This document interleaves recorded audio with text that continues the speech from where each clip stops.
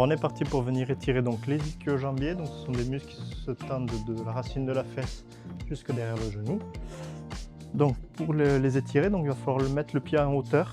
Suivant votre raideur, il faut choisir la hauteur de l'assise que vous allez choisir. Vous pouvez le faire sur une chaise, vous pouvez le faire même directement au sol. Voilà, moi je vais vous le montrer sur la table. Hop. Donc vous mettez le pied en hauteur. Vous pouvez commencer avec le genou un petit peu fléchi. Vous venez tirer les fesses vers l'arrière pour déjà mettre en prétention. Et ensuite, donc, le but de l'étirement, ça va être de venir se pencher en avant pour venir mettre en tension derrière la cuisse. Allez, on est parti pour 2 minutes. Hop.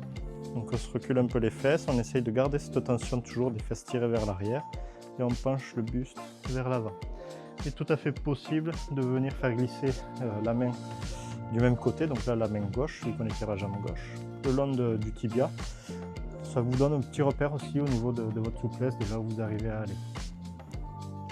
Au fur et à mesure de l'étirement, vous avez le genou qui va se tendre, et ça va vous laisser aller.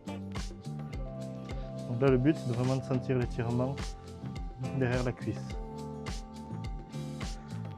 On pense à bien respirer. Si jamais la position là, on n'appuie que sur une jambe est un peu dure à tenir pour certaines personnes, il est tout à fait possible de fractionner l'étirement. 4 fois 30 secondes, 2 fois 1 minute, suivant combien de temps vous arrivez à le tenir. On aura le même résultat que si on reste 2 minutes d'affilée.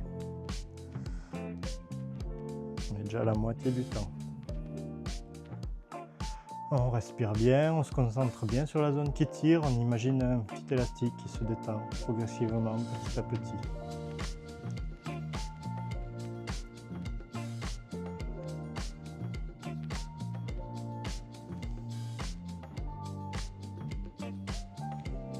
Vous devez voir sur la vidéo que petit à petit, moi j'arrive à avancer la main vers le pied, à le rapprocher.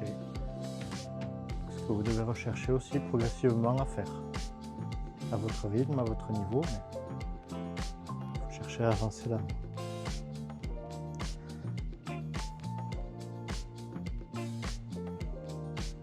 Allez, 15 secondes.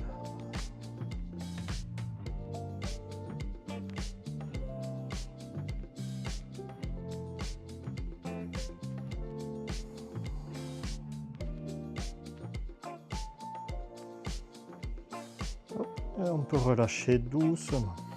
Tac. On va faire la même chose sur l'autre jambe. On est parti.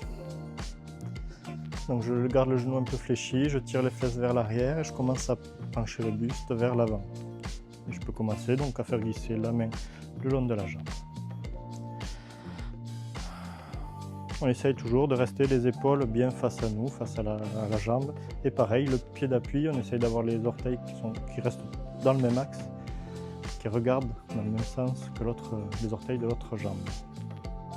Le but, c'est d'essayer de ne pas ouvrir le pied, on évite d'être comme ça.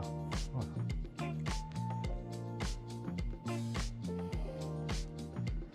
Progressivement, là pareil, le genou va se tendre, à un moment il lâche complètement, on le laisse se tendre. Et on continue quand même de garder les fesses tirées vers l'arrière et de pencher le buste vers l'avant progressivement. On respire bien. On imagine l'élastique se détendre derrière la cuisse. On est à la moitié du temps.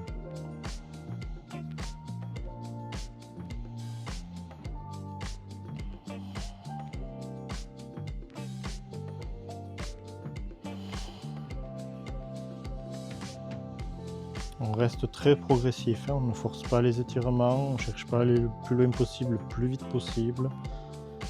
On laisse bien les fibres se détendre petit à petit au fur et à mesure de l'étirement.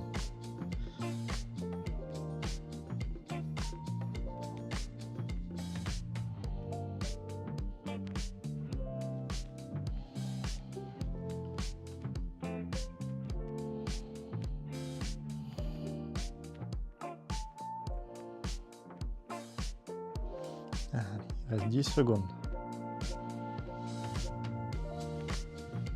Et là on remarque que j'ai un peu plus de mal à aller chercher le bout du pied. Le côté droit est un peu plus raide chez moi. Et ça fait 2 minutes, on peut relâcher.